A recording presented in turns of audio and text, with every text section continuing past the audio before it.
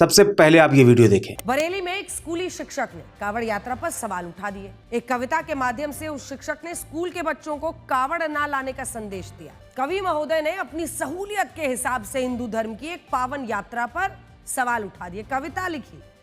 लेकिन हम उनसे पूछना चाहते हैं कि क्या अभी हाल में ही हमने देखा था मुहर्रम के नाम पर कई लोगों ने कई जगहों पर उपद्रव किया, तो फिर ये कवि साहब के अंदर का कवि जागा था क्या?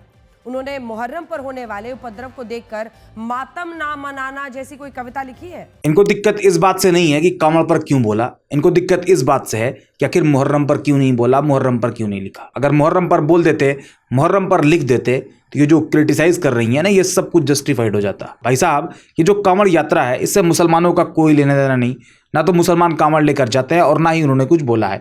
ये जो कवि महोदय हैं ये खुद भी मुस्लिम नहीं है। अब इन्होंने क्यों बोला, क्या बोला, वो आस्था के विषय, वो उनकी मर्जी है। लेकिन कहने का मतलब ये है कि इस पूरे काम से, इस पूरा जो कुछ भी हो रहा है, इससे मुसलमानों का कोई लेना देना नहीं है। लेकिन फिर भी मुसलमानों को घसीटा जा रहा कि आखिर मुहर्रम पर क्यों नहीं बोला। मुहर्रम पर बोल देते तो क्या सब कुछ सही हो जाता। अच्छा, इसी तरह अभी एक बाबा हैं अनिरुद्ध आचार्य, उनकी और अखिलेश यादव से एक मुलाकात होती है रोड पर, और उनके आपस में कुछ सवाल जवाब होते हैं। अखिलेश यादव उनसे सवाल करते हैं, वो जवाब देते हैं। अब जवाब क्या था क्या नहीं था वो उनका आपसी मामला है भाई, उसमें मैं नहीं जा रहा, ना उसमें मुझे कोई बात करनी है। अखिलेश यादव ने सिर्फ इतना कहा कि यहीं से आपका रास्ता अलग और हमारा रास्ता अलग, सिर्फ इतना कहकर अखिलेश यादव वहाँ से चले गए। क्या इस पूरे काम से मुसलमानों से कोई मतलब है? क्या वहाँ पर कोई मुसलमान था या किसी मुसलमान ने कुछ कहा? बिल्कुल भी नहीं। क्या वो जो सवाल था वो सवाल मुसलमानों से ताल्लुक़ रखता है, मुसलमानों से कनेक्टेड है?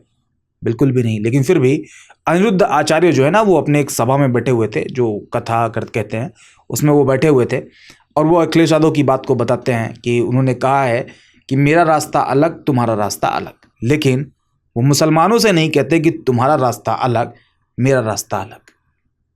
भाई, रोड पर आप दोनों मिलते हो, आप दोनों एक ही धर्म के हो, आप दोनों के बीच में धार्मिक सवाल जवाब होते हैं, वो सवाल करते हैं, आप जवाब देते हैं। मुसलमानों का तो कोई लेना देना नहीं ना भाई, मुसलमानों ने क्या कहा क्या नहीं कहा, भाई इसमें तो कुछ भी नहीं कहा है उन्होंने। लेकिन बस बड़ा आसान हो गया है कि अपनी कमियों को, अपनी गलतियों को, अपनी खामियों को सिर्फ एक मुसलमान के नाम के पीछे छिपा देना है। मुसलमान मुसलमान मुसलमान कर देना है, बाकी आप कुछ भी कर लीजिए, वो सब कुछ जस्टिफाइड है।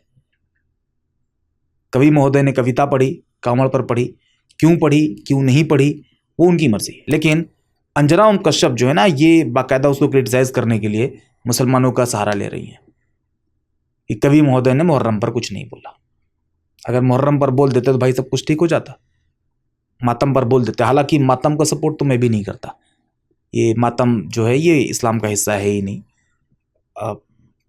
इस पे एक डिटेल वीडियो की ज़रूरत है, क्यों नहीं है, क्या बात है, शिया का क्या अकीदा है, सुन्नी का क्या अकीदा है, और ये जो अलग अलग फिरके बने हुए हैं ना, सेक्ट बने हुए हैं, इनका अपना अपना क्या है, ये पूरा का पूरा अलग टॉपिक है। अब क्या सही है वो एक अलग चीज़ है। लेकिन जस्टिफाई करने के लिए, क्रिटिसाइज करने के लिए मुसलमानों का सहारा लेकर इतना आसान हो गया है, कहीं कुछ भी हो जाए मुसलमान। अब उस पूरे पॉइंट से मुसलमानों को कोई लेना देना है नहीं है, इससे कोई मतलब नहीं है। मतलब अभी अखिलेश वाला आपको बताया ना, कहीं पर मुसलमान है, इस वाले में भी मुसलमान है, कावड़ में भी मुसलमान है, बिल्कुल नहीं है। लेकिन नाम मुसलमानों का लेना है। अगर आप मुसलमानों का नाम ले लेते हैं ना, तो आप कुछ भी करिए, कुछ भी बोलिए। अगर आपको किसी को क्रिटिसाइज करना है तो भी काम आएगा, जस्टिफाई करना है तो भी काम आएगा। तो भैया सहारा सिर्फ एक ही है,